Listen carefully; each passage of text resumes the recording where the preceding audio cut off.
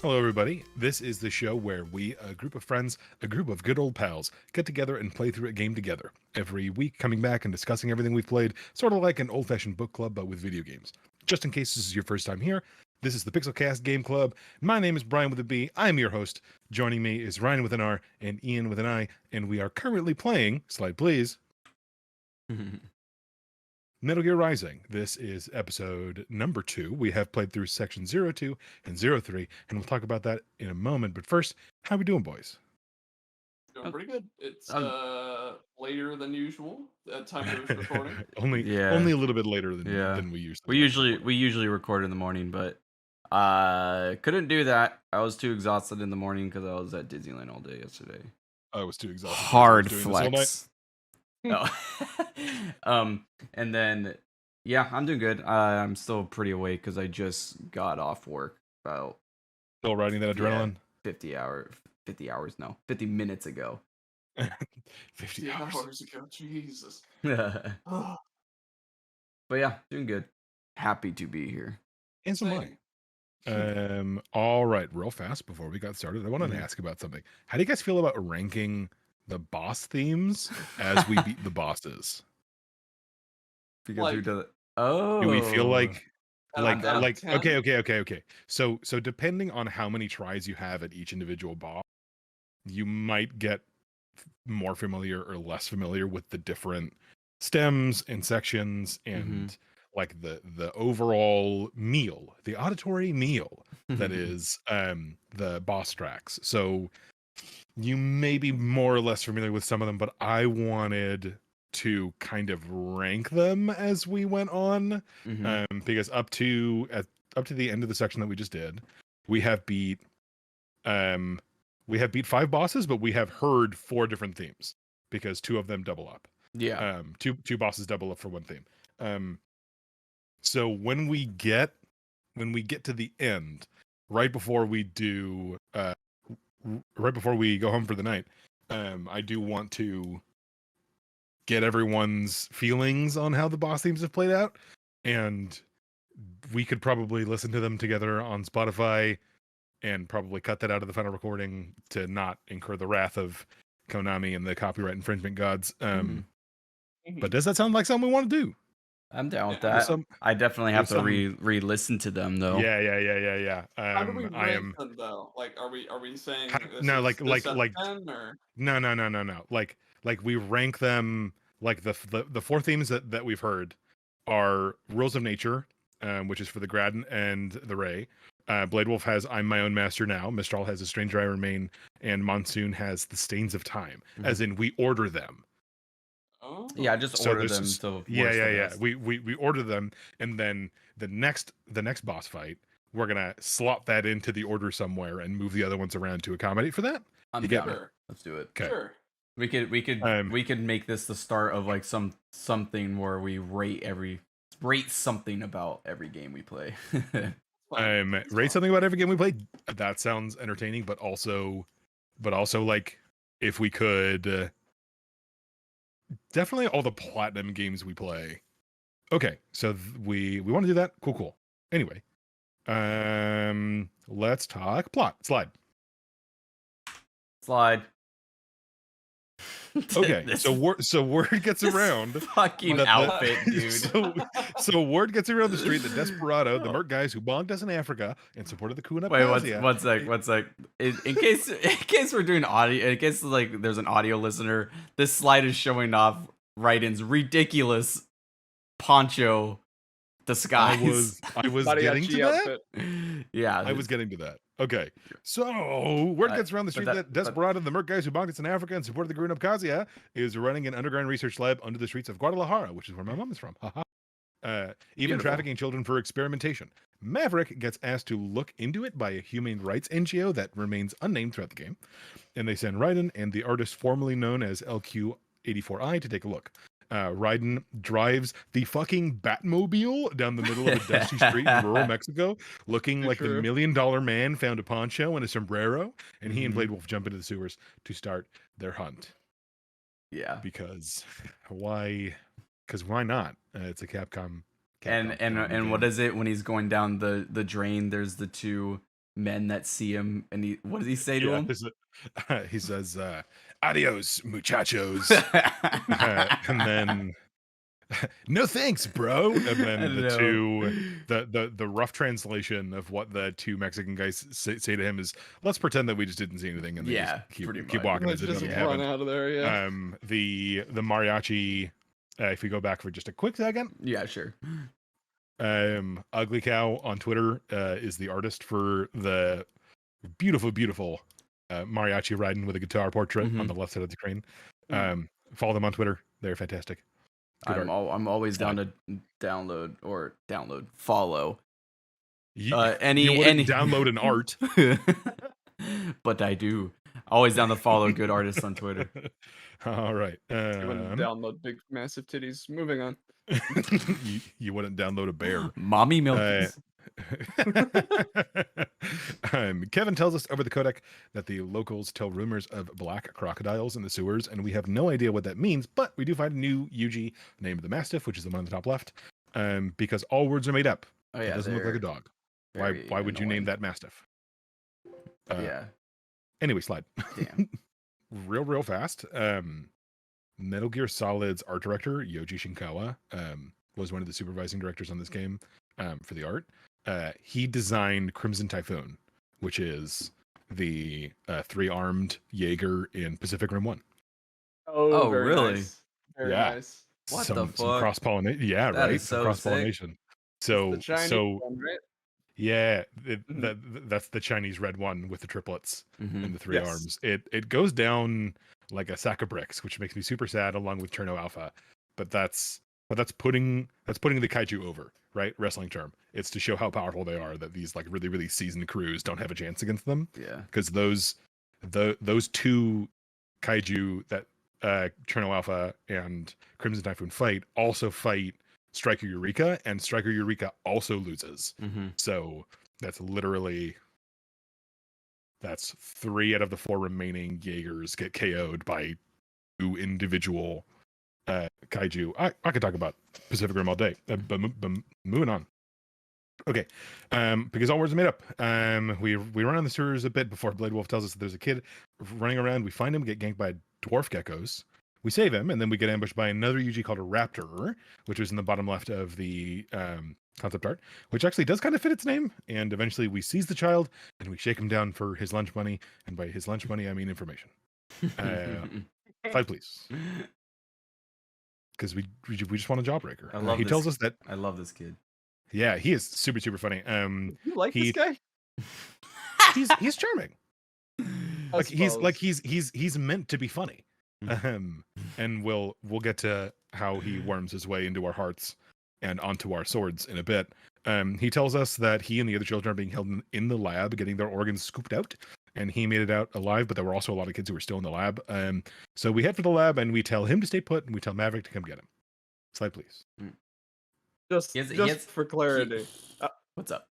I was not shaming you for liking George. How dare you like a child? There's only one thing worse than a rapist. I found him slightly obnoxious, but I was surprised that they were so into him. He's okay. I got nothing against him. His like weird pigeon Portuguese, even though he's in the middle of Mexico. Yeah, it's an accent that might as well rival Tommy Wiseau's. He says he's from Guyana? Georgetown. Like the American president. So it's, yes, his character is a tiny bit grating, but I think he's more endearing than he is abrasive. But maybe that's just me. Anyway, so before we get to the lab, there's a short optional stealth section with our trusted friend, the Companion Cube, where we slash or dash our way past more Mastiffs and an enemy that I have just learned is called a Water Strider. I have literally never seen it in action. I've never fought it. And we find the lab. Doctor tells us to take a dump.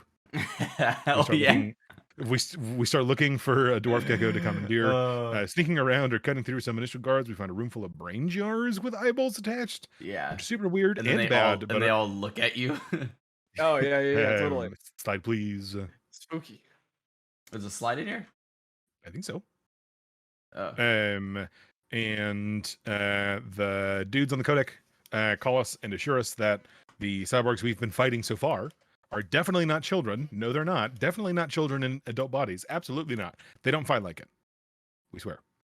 We hijack a dwarf gecko. We shock a lot of people. We find a console to plug into to find some evidence that we might be looking for. And yes, that USB gag will hit every single time. I am very sad I couldn't find a GIF of it. And I do mean it hits every time. We plug Doctor into the system. He roots around and finds a video file archived in their system that tells us a couple things. The video shows Sundowner and a man in a suit that we don't know yet, talking with the chief scientist about a VR program the children are being fed, noting that it was the same one that old Georgie boy used in Liberia, and orders him to ship the brains before their cover gets blown. The scientist tells him that you can't just unplug them. This is actually way more complicated than that. And every brain is unique. You can't just Alt F4. Suitman says, "F you, do it anyway." And he tells him to ship what they have and to destroy the rest of the kids whose brains haven't been scooped out yet. Suitman says Tecumseh was very demanding and that America has suffered long enough. The video ends, Raiden passes everything on to Maverick, so Maverick can tell the NGO that we're working for about it, and Kevin says the suit man seems kind of familiar. We move on to try to rescue the kids that are left. Courtney calls us to tell us that the Maverick guys couldn't really find George, and we sprint into the lab, hoping that we get to George in the lab before somebody else does, but also hoping that George isn't there in the first place. Slide. Well, but before we move on, so when we're talking about they're talking about the guys that you've been fighting have definitely not the kids yet, isn't it? It's Raiden that says that, right? I am not quite sure. I'm pretty sure It's either Kevin or Raiden. I'm pretty sure it's Raiden because Raiden was a child soldier, right? That's correct. Yeah. So he makes a distinction that he knows how children fight, and like almost like they're basically all children fight the same basically, and like they're like I can't exactly remember what he says, but it's like their antics and the way they hold themselves. Or something it's like it's like a style. Yeah. It's obvious to him that he is not fighting children in adult bodies. Yeah, exactly. So I'm pretty sure it was Raiden that made that connection. He's like, it's definitely not kids I'm fighting though. Okay. As grim as this is, it ain't that grim and edgy and dark. It could be worse. Yeah, even though it is already pretty damn grim. Like it's pretty edgy. Yeah, sure. Especially the way that scene is framed. Kids. The kids. All right, hit me with that slide, please. Thank you. All right, so we fight another boss. This is called the Grad. Oh, I remember How did this we guy. feel? How did we feel about Fuck the Grad? this guy. I hate this guy every time. The Grad's kind of a piece of shit. Yeah, I remember. I don't think I died, but I did get I was kind of confused as to that's the thing about this game. It's like every time I'm fighting a new enemy, I'm like, all right, what's this guy's niche? You know, like how? Yeah, what do I got to do to open him up? And so it's kind of like do this, that. Okay, that didn't work. He just pushed me off. Stuff like that. So it was just a matter for me. It felt like just chasing the dude constantly. Yeah. And and then just slashing he does start skating around, shooting at you with a fucking autocannon. Yeah, exactly. So just keep chasing around. You'll deflect the shots, and then just make sure you're moving constantly so that the missiles don't hit you. And then just do enough damage to the point where you cut off some armor pieces and all that, and then you can fuck them up. Because one thing that the game doesn't really do is prompt you to try new things. The game is kind of relying on you noticing that something is clearly not working in order for you to maybe try something else. Right? Yeah. It's going to happen a little bit in the monsoon fight where it's like, hey, you're not going to get a tool to boop boop snake. You have to try this other thing. You use the syringe. Use the iPod. The game doesn't really do that. Mm-hmm. Sometimes it works to sometimes it works to its detriment, and sometimes it doesn't. But when you decide to try something else, it's always because you thought something else might work. Mm-hmm. It's not because Navi popped up and hey, hold Z. Hold the Z target. What? Yeah. Well, this man in half. Yeah, or Death Stranding, you get a 45-minute codec conversation about someone's backstory and why they're called Dead Man. And the director driving this game. Something about strands. And whales. Everyone's crying. There's fish everywhere. No, this is the first cut type game. People are eating floating worms. What is this? This is the first Blade type game. Yes. Totally. The first of its kind. All right, so how do we feel about the Grad in general? Like him, not like him. Frustrating, not frustrating. Easy peasy. Asshole. Lemon squeezy. It was like he was I. Yeah, not especially hard, Uh-huh. but you hit your head against a brick wall once or twice while fighting him. He was Yeah. not that bad. He was not that bad on hard. He chips at you with his machine gun during phases, and that was dealing a little bit of damage just because Raiden can't really quick turn. So like while I was wheeling around using the ninja run to try to deflect bolts as I was turning, he was clipping me a little bit in the back. Which was rude. Mm-hmm. But he wasn't that hard. I beat him first try. I didn't go that me low. too. It didn't take me that long. I forgot to mention because we didn't really talk about some of the enemies that we're in the sewer. That's but true. I can't remember exactly what it is. Let me go back to the Concept art. concept art. We fight the Grad's the boss. We fight raptors. We fight mastiffs. We also fight water striders. I don't have a picture of those. Maybe it was the raptors. I don't know, but there is a fucking enemy that you fight that constantly grabs you. That's the Constantly. mastiff. Yeah, it's a mastiff. It is charge toward you. so goddamn annoying. If you will go to Exhibit A, give me one slide. Yes, yes, literally that. I don't know how I just missed that, but yes. There we go. That looks familiar now. Yeah, dude, I thought I was gonna break my fucking controller stick. Like, I definitely because you have to like have a clip. go left and right. I definitely have a clip of him grabbing me. I break the grab. He winds up for a grab again. I break the grab. He winds up for a grab again. I break the grab. There are some weird command priorities in this thing. I was getting very fucking annoyed. I was like, this is ruining it for me because I just kept grabbing. Anytime I saw these guys, I instantly like, all right, stealth mode, and just like try to sneak behind them. And there's no dodge button. There's no block button. Parrying doesn't work the grab, so it's like you just have to be far enough away that you can turn and run or jump, or it's like just the way the charge grab functions is really effective against, because you don't have a whole lot of tools against it. Yeah. So fuck these guys. Like Grad, I'll fight them. I'll fight 3 of those at the same fucking time instead of a bunch of those things. I'll trade you. Okay. So we beat him and we get a call. Kevin figures out that the man in the suit is the man on the left, Colorado Senator Stephen H. Armstrong, who was running for president in 2020, who has ties to World Marshall, one of the largest PMCs in the world, who happens to also have the largest R&D in cyborg development. Yeah, we will discuss the parallels when we get there. We'll hold your horses, all right? We'll get to Armstrong when we get to Armstrong. Calm yourself, my friend. I don't know anything about him. I just thought the date was funny. No, it's something else. Oh, I'm don't excited. worry, it'll get funnier. Who happens to also have the largest R&D in cyber development in the world. Raiden wants to bring all of this stuff to light, to take it public that Desperado, World Marshal, and Armstrong are all in this shit together, scooping brains out of children and plopping them into cyborg bodies and making them play DDR all day. But Marshall is Marshall is making them play EverQuest 2 all day. Marshall is massive on the world stage and has really heavy sway over the media, governments, and all that stuff. So taking them on is a bad idea. Maverick tells us, don't do it. Yeah. So we do a bit more digging, and then we find some big cryopreservers, which the goons were using to preserve child pieces. And in the adjoining room, we find the kids in a glass case of emotion. The chief scientist comes in, holding George at gunpoint, because of course he is. He starts to flood the child room with chloroform, and he gives us a choice. Slide. Save the kids, or save George. George, the trooper, tells us to forget about him and kill the scientist. Raiden asks him, is he sure that he wants to be cut in half? George, the trooper, tells him, yeah, sure. Raiden walks toward the scientist. The scientist can feel Raiden's killing intent and hesitates for just long enough for George to get out from under the gun. And Raiden has a strange character shift. This is important.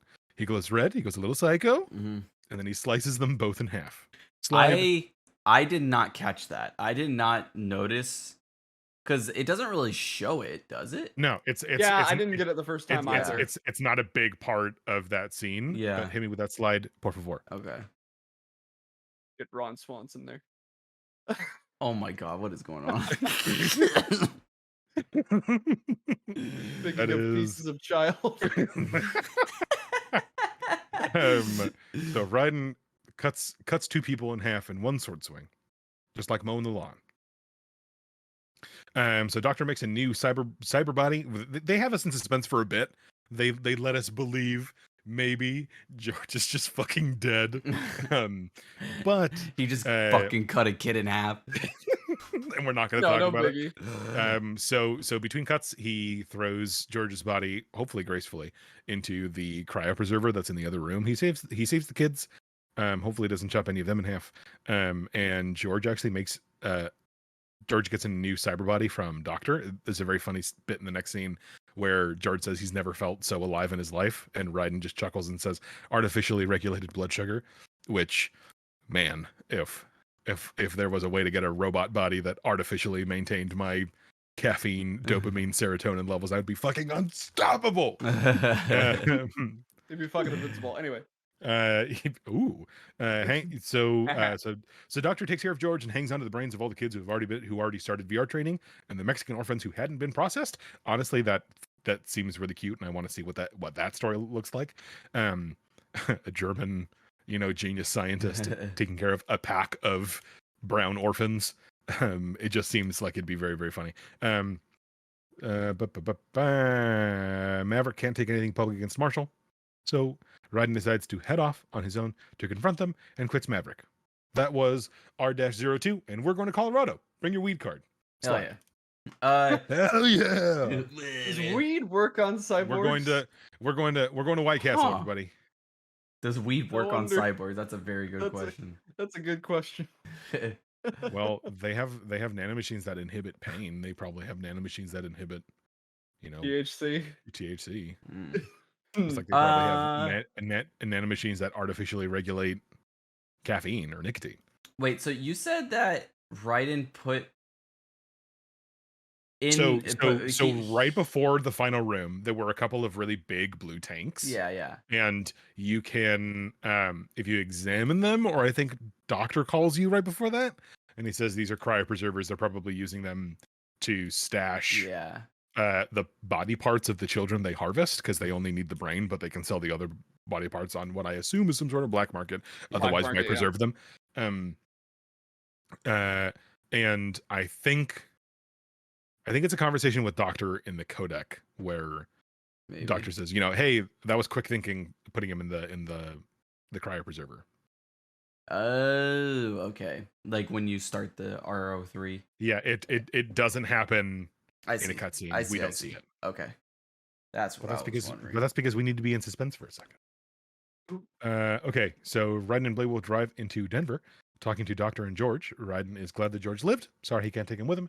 And Boris calls to be mad about Raiden quitting, but we put him on hold because the Denver PD start attacking us. We lose the car when one of them shoots an RPG at us. By the way, defund the police. even defunding fictional police. Fictionally defund them. I know. Blade Wolf, cyborg racist. Cyborg lives matter. You know what? I regret making that joke. We're just gonna move right along. Blade Wolf scouts ahead while we slaughter the Denver PD. Lamau. We fight two more grads at once, and then we enter an office complex. That's what I was gonna say. Like, I was like, am I about to cut the fuck up? Cut some fucking police up? The answer is yes. Yup. They say come quietly, and then they bring out the shock baton. Yeah. Cornering you, threatening you. Yeah. Come on. We walk in, and Boris calls us asking if we're really going to do this. Raiden makes a pretty poignant point about how PMCs constantly bend the rules in order to cause pain for their own personal benefit, and that they should be able to bend the rules in order to help people too.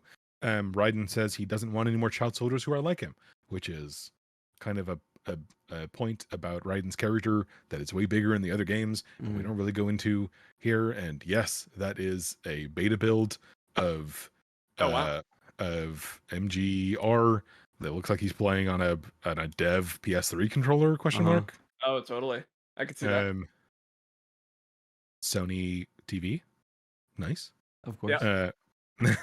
That looks like a 360 to the left, though. Yeah. It looks like they But- got both. Yeah. But what's the console right next to it? Look at Slim look at the kind PS3? of the oval shape of the top of it makes me think it's an old PS3 put on the desk vertically.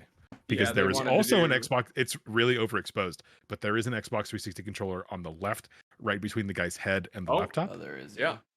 Wait, are you sure They're doing that, cross-platform. No, that No, it's not. The thumbsticks aren't in the right place. Yeah, that's just another PlayStation. I don't know. controller. Anyway, it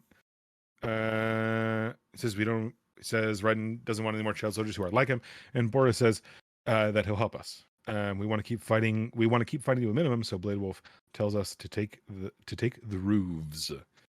The roofs. So Raiden's still on this because they don't know how long the lab was operating, so they don't know how many, if any, child brains World Marshal has in their possession. Mhm. So he's just going to, because he can't just walk up and, hey, how many brains you guys got? So he's doing this. He's doing this. He's doing this the violent way. But I think the writers are trying to show us how entrenched World Marshal is and how much doing this the kosher legal way would not work, because the fucking police department shows up to defend them. Yeah. True. That's part of the theming here. Mm. Fuck the law. Is Breaking the theme. law, breaking the law, Also breaking that- breaking the law. That jacket. War is- child. It's in pretty very sick. poor taste. Yeah, that's I put it up there because I thought it was just like, wow, this is garish. that's a terrible jacket. It's pretty sick though. Let's be honest with I mean, I ourselves. would own one. I'd never wear it. Just to like, I here's would my- never ever wear here's it. my war That- jacket. I've had if I ever had an emo phase, I'd wear it. I'd have to be wearing like eyeliner and black hair though. That's like a war orphan shirt or something. Okay, so Oh Doctor my calls us God. to tell us that the brains and the kids are safe. I really like finding really strange branding choices I for Police car. Wow. I really enjoy very poor marketing decisions by Mhm. people just slapping stuff on other stuff and being like, yeah, charged fucking $25 for this in the Konami store.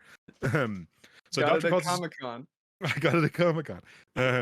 I waited in line for an hour to be on it to watch a Kojima panel. Right, And then he said he didn't have anything to do with the game.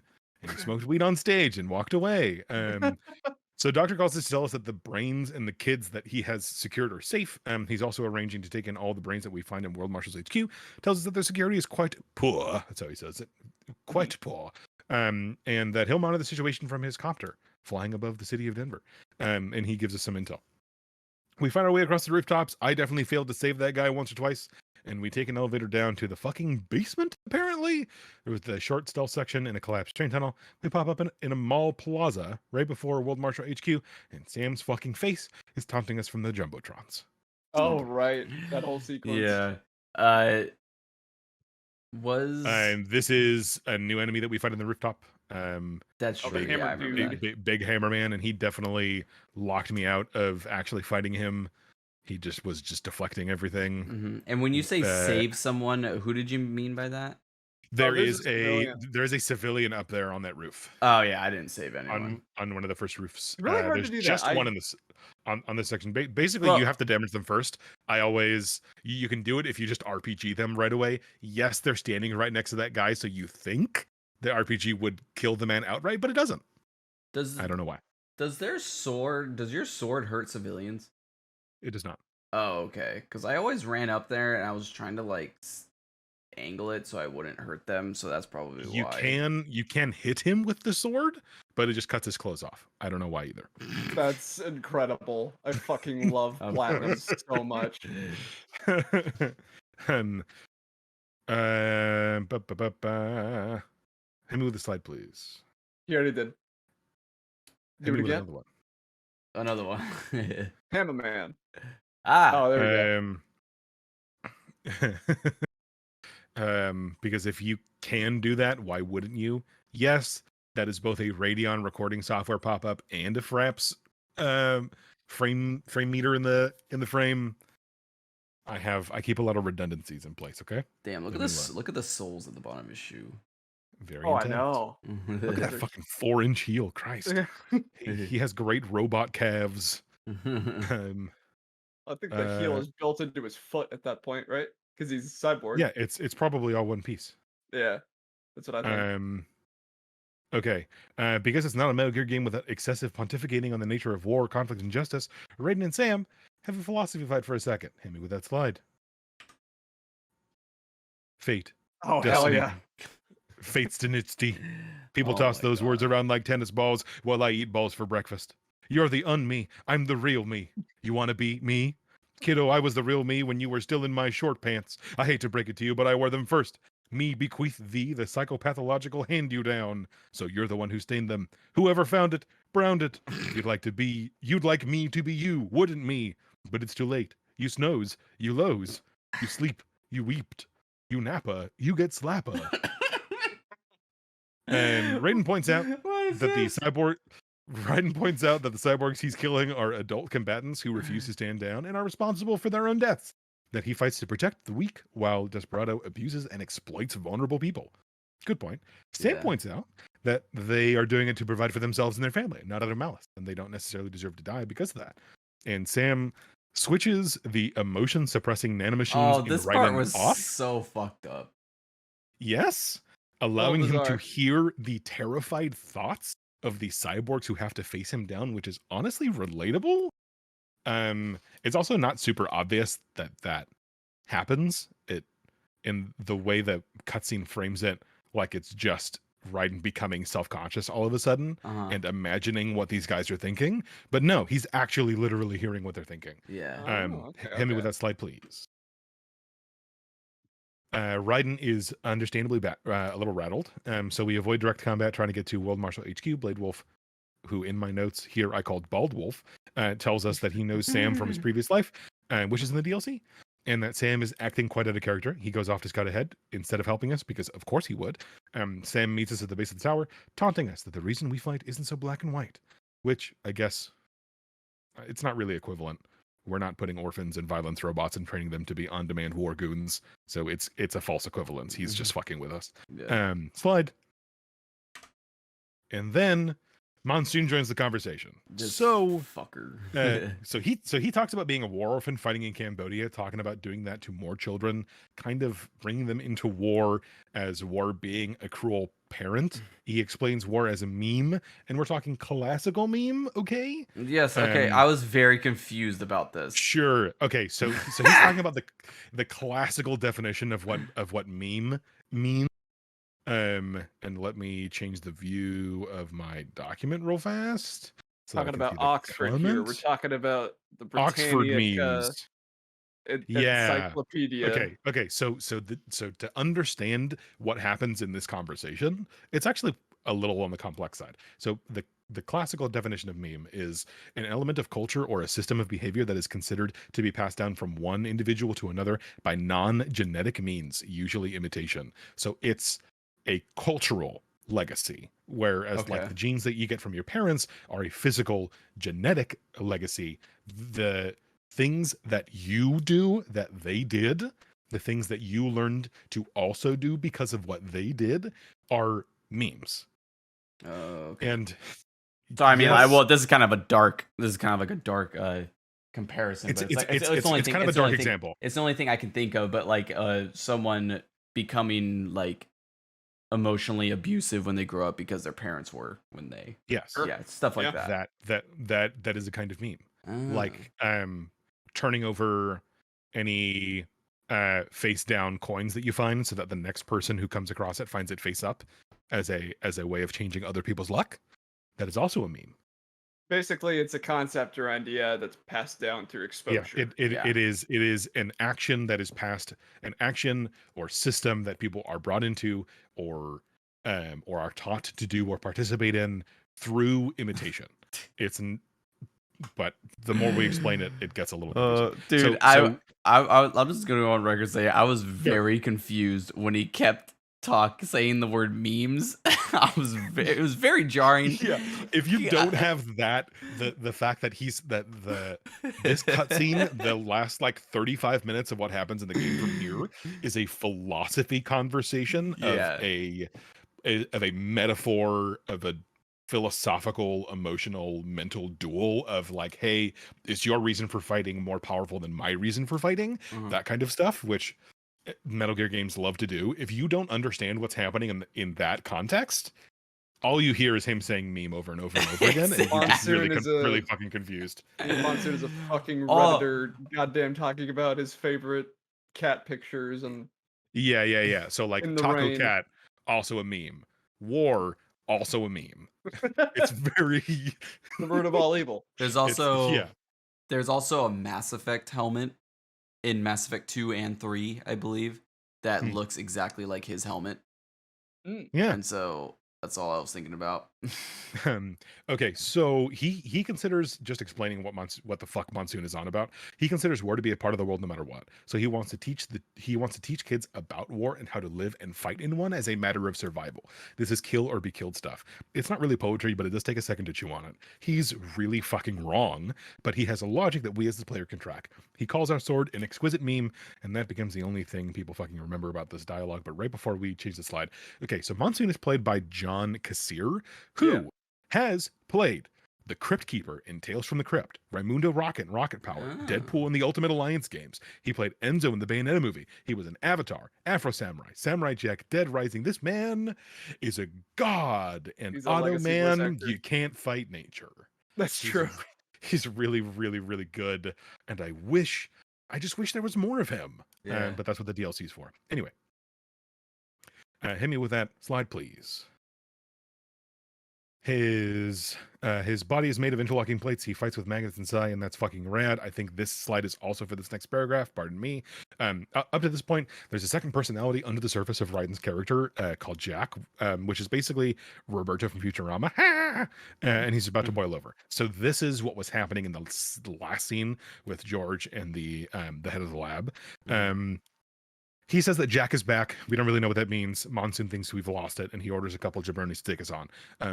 One of them gets us good, and then Raiden tells Doctor to turn off the pain inhibitors in his rig. Yeah. Doctor has no idea why he would want us to do that, but he doesn't anyway. Raiden goes sicko mode and chops those mother lovers in half. Monsoon tells Sam to report to Sundowner, and it's time to fight Monsoon, baby. Hit me with that slide. This is a really cool wallpaper I found. Yeah. Fighting Monsoon is a set of alternate phases. Hit me with that slide.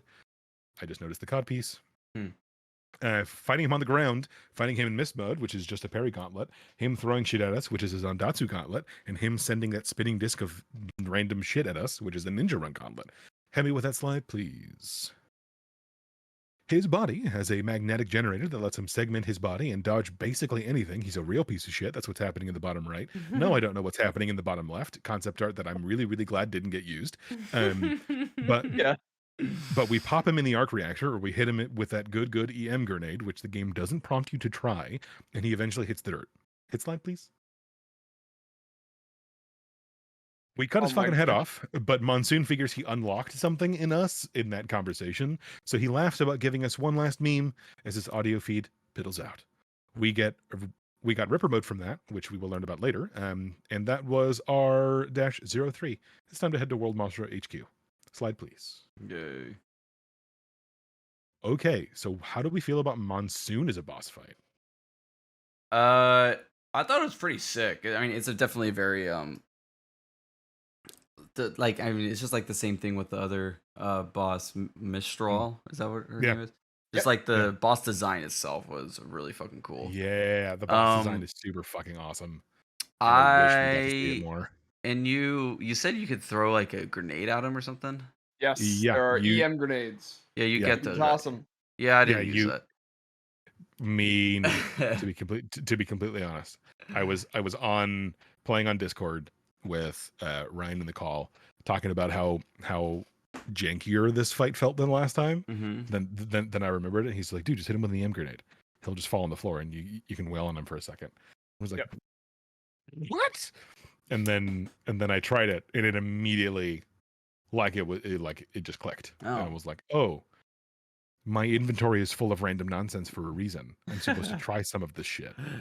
But that's what I'm talking about, the game not prompting you to do stuff. You can brute force it. You can You can lose every Zandatsu fight. You can pop every healing item you have. You can miss every parry, take every hit, and you can still getting hits in. You can still win this fight. You're gonna leave it with no resources, but you can still win this fight. So that's the skill element that comes into platinum games. Is like if you want to do it fast, no hits, high score, high damage, stylishly, that is where you have to learn to start mastering the system. Yep. You The first can time I just did brute this force. fight, it was like Jesus. I think Monsoon is the hardest boss for me in this entire game because he is such a filter. You either figure out how parrying works or you don't beat Monsoon. Yeah, It's as simple as that. Yeah, I just parried him. yeah. all, the whole He's time. Gascoigne in this game. Yeah, you understand how the game works, or he will beat you every time. Yeah, totally. And it's pretty abrupt, but this time when I was playing the game, I was like, okay, I know how parrying works. This is much easier than the first time that I played this. Yeah, it's like, hey, Blade Wolf was, hey, can you parry at the right moment? Do you understand how this works? And then Monsoon is the test. Monsoon is if you cannot parry in rapid succession over and over and over again on demand, he's just gonna grab you. Yeah. He'll fuck your shit up with that long range. He's a big piece of shit. Stabby arm. So he's basically yes. just his real body is just his fucking head then, huh? Yeah, it's pretty much that upper portion. The only part you need to damage to kill him is his skull. Yeah. Everything else is just parts. It's just machines. Which is why It's whenever you bop him- magnets. That's right. magnets. Lorenz Force. Whenever you pop him, his head just goes flying, and the rest of his body just like comes down like a bag of bones. And damaging the other parts of him doesn't actually decrease his health bar. You have to find his fucking skull on the floor and stomp it, like you're playing fucking Dead Space 3. That's the only way to kill him. But his theme is the Stains of Time, which I wish there was a way to listen to the tracks in the game where you aren't focused on a really demanding boss fight, so you can actually listen to the words, because all of the lyrics for all of the bosses are actually kind of significant to the story, or to their story rather. So that's Monsoon. I found him a little on the rough side in hard mode, but that's because I wasn't popping him with the EM grenades, and he was just being super aggressive in a way that I wasn't really prepared for. Like figuring out whether the parry operates on where Raiden is facing versus where the camera is facing is kind of weird, because sometimes it'll feel like it's either one, and you'll hit the stick based on where Raiden is looking or standing, and you get it wrong. And then sometimes you'll do it based on where the camera is pointing, and you'll get it wrong. So that's one of the things that's not fantastic about MGR, but you just gotta you have to learn to roll with it. Okay. He was fun. Yeah. He was very, very fun for me, even if I complained a lot about the jank. Sure. That was also me not using my inventory full of EM grenades. So that partly is definitely on me. Okay, that was Monsoon as a boss fight. So that was the end of the section we played through. The next section is us going into World Marshal HQ, which looks really, really serene and tranquil for just having a war having been fought outside of it. And Monsoon definitely picking up all of their planes and tanks and helicopters and shit, and rolling it into a big angry metal ball. Yeah. And rolling it around the front of the building. We walk in and it looks like a sleepy Sunday morning. Okay, so let's talk about the boss themes. So this section might be the more impromptu one that we have to cut down, or if we might just cut it entirely and say, all right, to appease the copyright gods, we have listened to all of the tracks. Trust us, they're all available on Spotify. You should listen to them yourself. Let us know in the comments which one is your favorite, and why we're big dumb doo-doo heads who don't understand why the Dwarf Gecko theme is actually the most superior. I don't think the Dwarf Geckos have a theme. I would be surprised. It's Dark Skies. It's just it's just the fucking Final Fantasy 14 Moogle theme. All right, so that is all 4 themes that we have so far.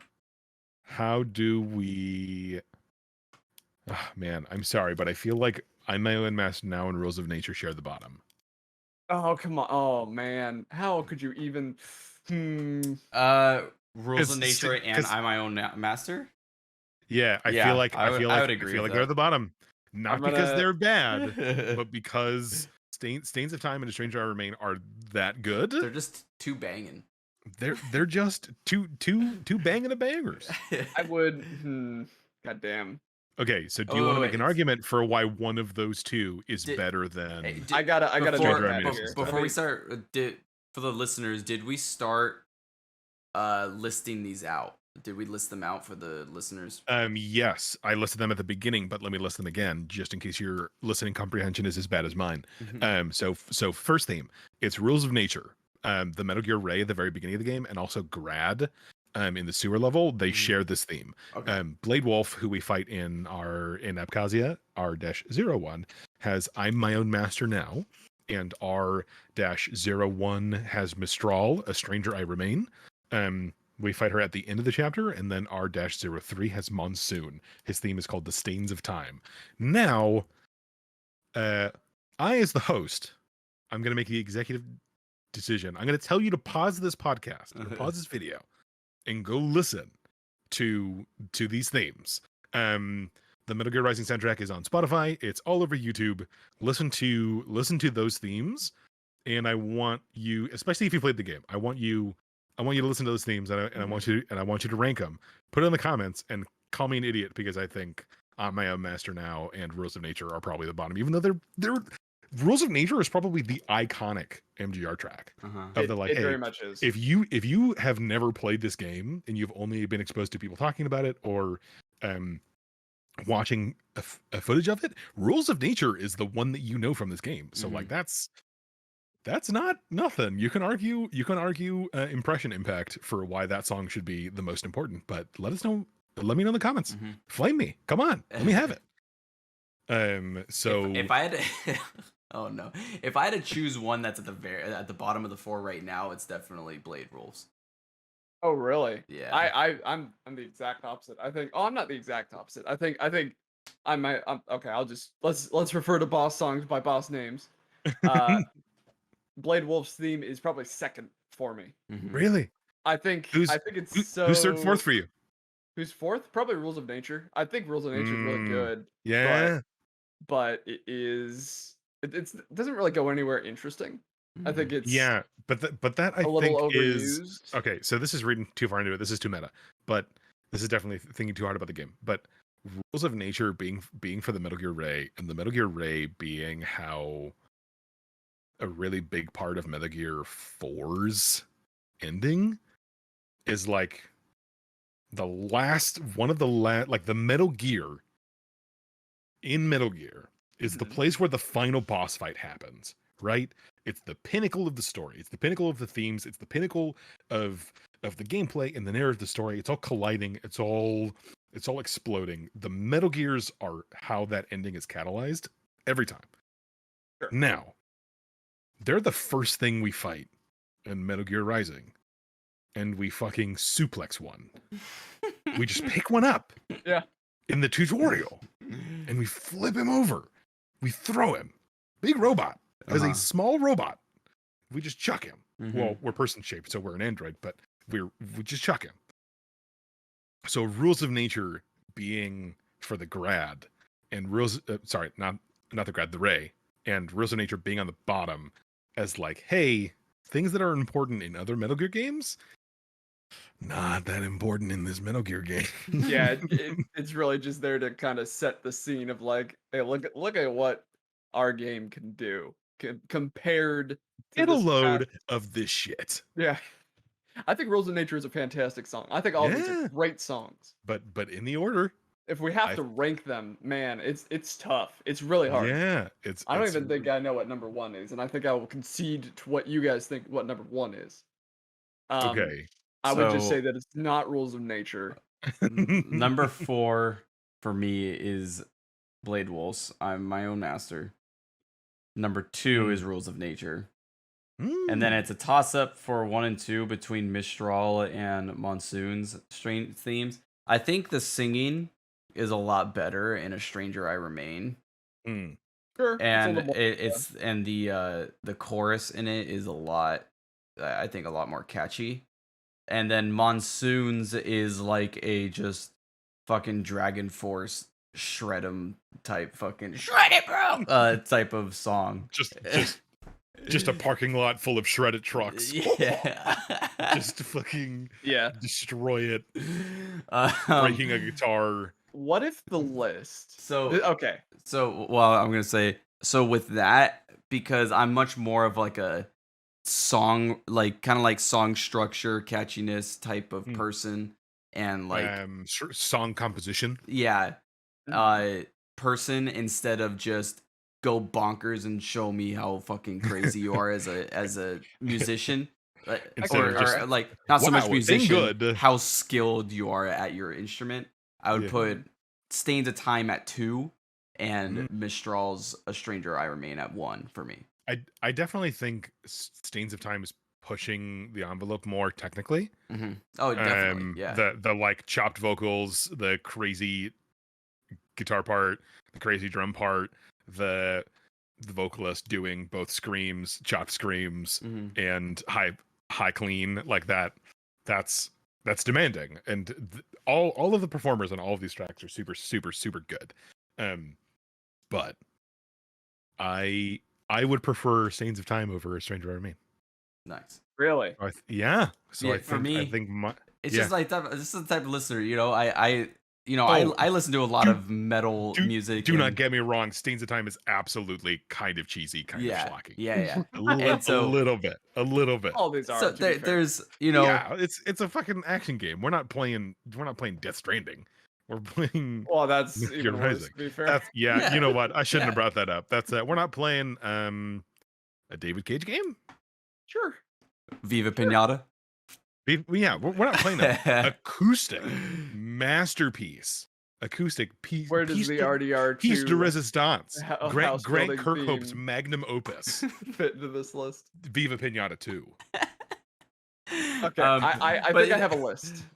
But Okay. what? Sorry, why didn't you finish my thought? There's a reason Go ahead. why, or like I listen to a lot of like crazy talented musicians, but there's a reason why I'll listen to fucking like Olivia Rodrigo's "Good for You" over fucking some like Dragon Force shit, just because. Dude, okay, sure. so maybe we've all matured as listeners. And I will Because it's I will like, go as I far would- as saying I "Good for will- You" is more of a banger.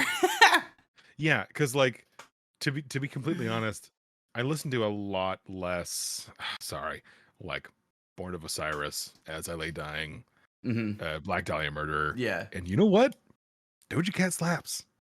Thundercat slaps. exactly. Like yeah. Don't Start Now is one of my favorite fucking tracks that I've heard in the past like 10 or 15 years. And that is accounting for the nostalgia of the stuff I was listening to when I was growing up. It's for me. I'm a big person and believer in the term "less is more."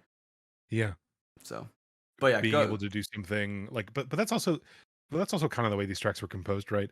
It's like 2013, 2012, and this is video game music, and it's music that the That is player's going to true. hear a That little is bit at a true. time, That is true. and the lyrics that we're hearing the entire time, they're only going to hear in the third phase.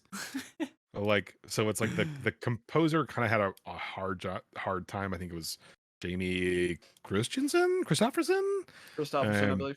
Christopherson. Like he had an unenviable task, right? Write these bangers that a player's only going to be able to fully experience for 45 seconds. Yeah. So we're just looking too much into it, but yeah, it's fun to do that. So we're taking the song in the context of the song by itself, not necessarily the song where you originally hear it, but that's because it's video game music, and that's how we feel like talking about it. That's how we feel like discussing it. That's how we feel like judging it, because we're not judging the songs on the story of the song and what impact it has on the boss fight. I mean, I talked about that a little bit with like the frenetic pace and groove of Stains of Time kind of enhancing the inherent chaos of Monsoon's fight, but overall, as the songs by themselves, super good. You can listen to them again, Spotify, YouTube. Go for the official, go for the album versions or the platinum remix versions I was seeing a couple of other remixes on YouTube, and they're going to be different. The pacing is going to be a little different, of course, because it's a remix. The originals tend to be pretty short, but listen to them; they're super good, and I really, really enjoy them. And Stains of Time feels like it's punching me in the balls. Are we agreed that Rules of Nature is at the bottom? I think so. Okay. So are we doing a collective? I thought that's what we were doing here. Yeah, I thought we were doing a collective thing. Yeah. If one of us wants to put the gloves on about why something shouldn't be somewhere, I mean, I think that should be an option. But Okay. So yeah. I mean, if you two believe Rules of Nature is at the bottom, then it will be that, because that'll be 2-1. So if you want to make an argument, Where would you put it? I put it at 3. Okay. And then What's I'm number- My Own Master is number 4 for you? Yeah. Hmm. I'm What's okay number doing 1 it. for you? I'm okay doing an aggregated list.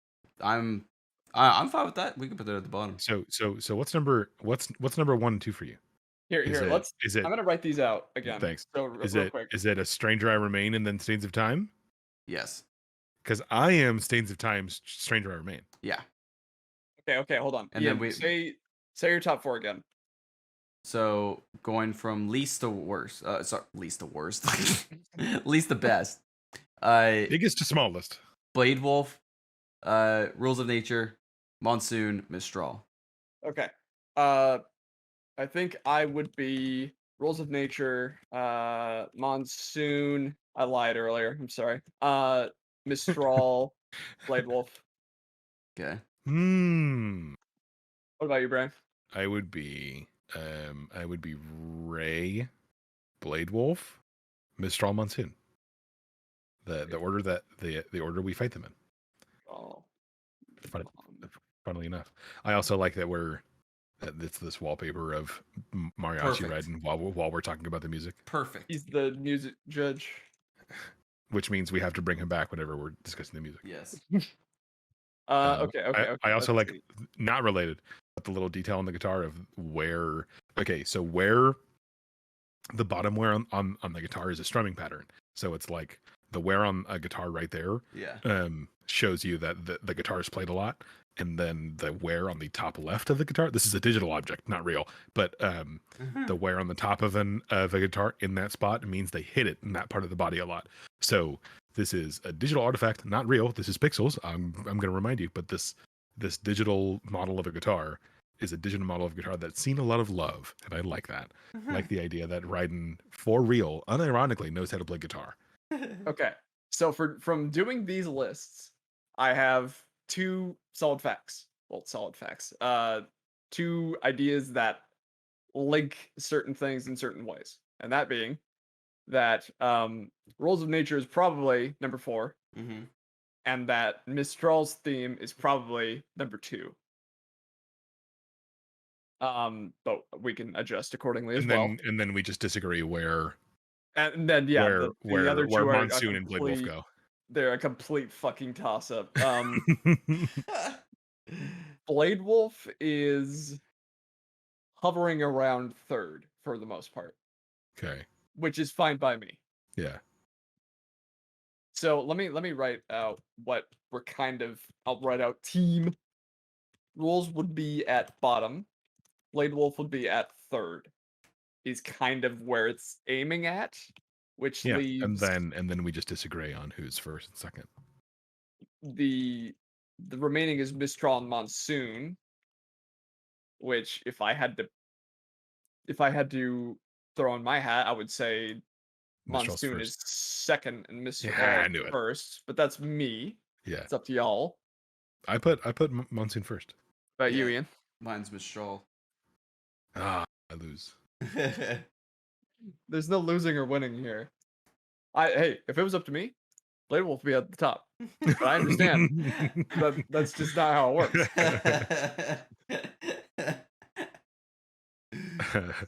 So, as a team, we are kind of leaning, apparently, Rules of Nature, Blade Wolf, Monsoon, Mistral.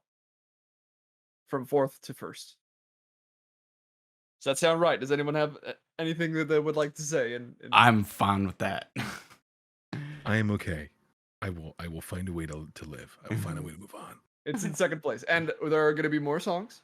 There are going to be more Really? songs. There's going to Yeah. be 2 or 3, I think. Songs might change places depending on that is how very we true. feel at the time. Okay, I'm gonna Okay, post this in general. Yeah. No, ideas for audio. Boom. Okay. So What are we Next playing week? next week? Yeah. next week is 3 parts of the game at once. So it's kind of a long one. Oh. So it's episode 4, 5, and 6. So R4, R5, R6. Oh.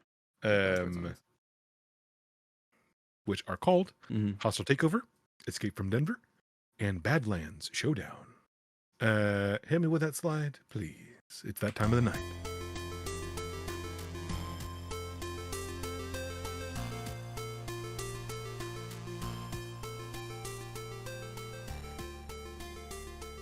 That is our show, everybody. This is the Pixelcast. You have been a pleasure. Take care of yourselves, and we will see you next week. Later. Goodbye.